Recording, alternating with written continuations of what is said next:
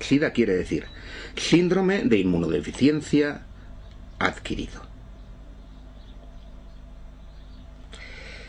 Eso es lo que quiere decir SIDA.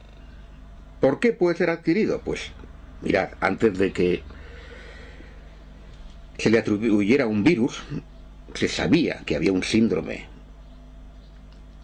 de inmunodeficiencia nutricional adquirido. Era el SINA, que padecían los países pobres por no tomar suficientes proteínas. Si no tomas suficientes proteínas, si además tienes infecciones constantes, entre otras cosas porque no tienes acceso al agua limpia, tienes un síndrome de inmunodeficiencia adquirido. Toda la gente que tomó AZT en la primera época tuvo un síndrome de inmunodeficiencia adquirido por tomar una droga tóxica e inmunosupresora a dosis altas, que era el AZT, que se había rechazado incluso para el tratamiento del cáncer, porque era demasiado tóxica, con cuentagotas. Pero a los enfermos de SIDA o a los seropositivos de la época se les podía dar con el grifo abierto. Ahí tienes otro síndrome de inmunodeficiencia adquirida. En Chernobyl se habla del SIDA de Chernobyl. La contaminación radiactiva produce inmunodeficiencia, entre otras cosas, no solo cánceres. Los soldados que volvieron de Vietnam, que habían sido contaminados con el agente naranja, y los propios vietnamitas tuvieron inmunodeficiencias, porque las dioxinas que contenía el agente naranja producen inmunodeficiencia. Todos esos son síndromes de inmunodeficiencias adquiridas. El SIDA ha existido siempre. Los heroinómanos, los cocainómanos, que toman drogas duras, y no solo inyectadas, sino también inhaladas, tienen y han tenido siempre síndromes de inmunodeficiencia. Si tú tomas mezclas de drogas, no duermes, no comes bien, tu sistema inmunitario acabará claudicando, tarde o temprano, y tendrás una inmunodeficiencia. Tú y yo y cualquiera. ¿Y los homosexuales?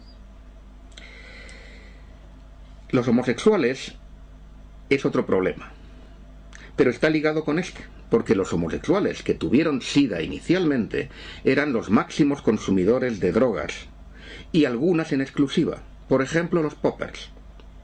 Y los poppers producen sarcoma de Kaposi, que fue lo que se llamó el cáncer gay, que no aparecía en mujeres, sino exclusivamente en homosexuales que tomaban ese tipo de droga que no toma otra gente normalmente. Tienes una buena prueba que de hecho no pasó desapercibido a los científicos con sentido común, y muchos inmediatamente se dieron cuenta de la relación que había entre los poppers y la epidemia de sarcoma de Kaposi que estaba habiendo. Pero les dijeron que por ahí no. La hipótesis de las drogas se bloqueó totalmente. En resumen, tú estás preguntando por qué unos, por qué otros. En África está claro. Es una forma de redefinir las enfermedades de la pobreza, que producen inmunodeficiencia, evidentemente. África es cada vez más pobre. Es expoliada de sus recursos, como sabemos, y eso hay que cubrirlo. Y además sobra gente, que ese es otro tema. En Occidente, las drogas legales e ilegales que producen inmunodeficiencia son responsables de la mayor parte de lo que se ha llamado SIDA. En resumen.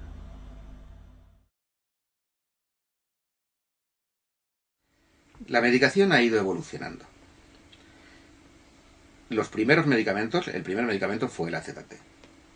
El AZT era quimioterapia para el cáncer, y así lo sacó el laboratorio Burroughs Wellcome, 30 años de que empezara a usarse para el SIDA. Entonces se consideró, no se le dio la autorización, porque era súper tóxico. Cualquier quimioterapia para el cáncer todo el mundo sabe que es tóxica. El sistema inmunitario se va a la porra, los glóbulos rojos se van a la porra y tienes anemia, la mucosa intestinal se destruye, etcétera, etcétera. Pero este era todavía más, así que no se aceptó.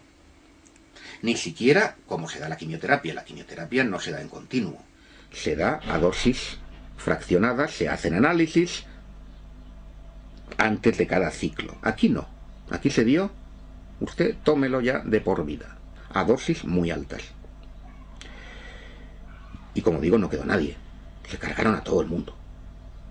La medicación que se da ahora, los antirretrovirales de ese tipo, y el AZT incluso se sigue dando, pero a dosis mucho más pequeñas.